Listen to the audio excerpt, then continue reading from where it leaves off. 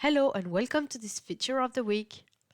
Visual cues are horizontal and vertical lines and dots that you can add to your plots in Simulx to keep in mind your targets and more easily compare groups.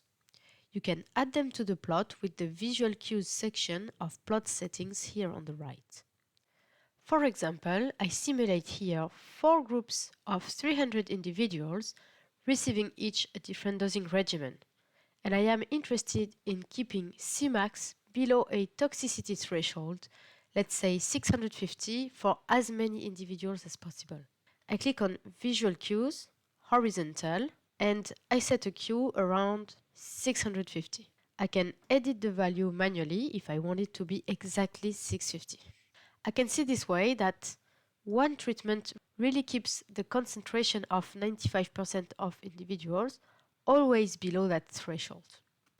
I may also ask if the value of the effect at trough is higher than an efficacy threshold, let's say 0.8, and check this at 24 hours and at steady state. For this, I add a horizontal visual cue at 0.8, and I can also add 2 vertical visual cues at 24 hours and 168 hours, so at steady state.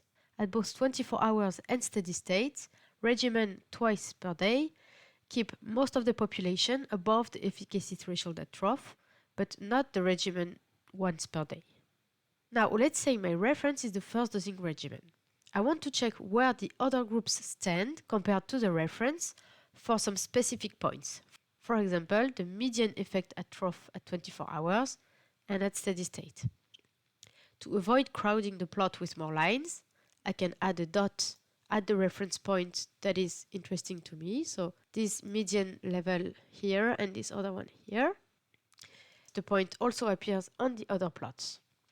Thanks to these red dots, I can notice in no time that the median value at trough in the second group is higher than in the first group, whereas it was not obvious in the first place. I can save my project with all these cues, and the next time I open it, they will still be there. I will be able to remember exactly what I focused on when looking at the simulations, which questions I was trying to answer, and how I decided the next steps. Talking about the next steps, setting the visual cues can help you define the quantitative outcomes that you will compute and get a rough idea of what to expect. As a reminder, outcomes and endpoints are quantitative results obtained after post-processing the simulation outputs. They can be calculated in Simulx, and you can define exactly how to post-process the outputs in the Simulation tab. For example, here we could ask which percentage of the population is higher than the efficacy threshold at trough in the 2 regimen twice daily, and if this number is significantly higher with 300 mg than with 200 mg. If I display the legend and zoom on the crossing point of my visual cues in the 200 mg group, you see that I expect to have 75% of the population above the threshold at trough, and if I do the same thing in the second group, you see that I expect about 85% of the population above. This is a good quality check to keep in mind when looking at the endpoint results. The results would give, in this case, 77% in the first group and 85% in the second one, which is close to what I have seen just by looking at the plot.